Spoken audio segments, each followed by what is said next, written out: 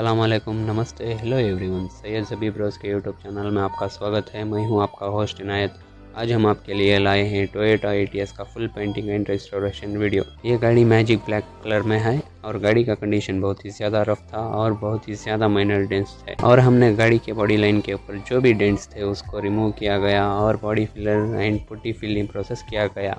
इस गाड़ी के वीडियो में आप देखेंगे grey primer coat, black base coat, magic black paint coat और फाइनल क्लियर कोट। होपफुली ये पूरा वीडियो आपको बहुत अच्छा लगेगा। चलो वीडियो को स्टार्ट करते हैं।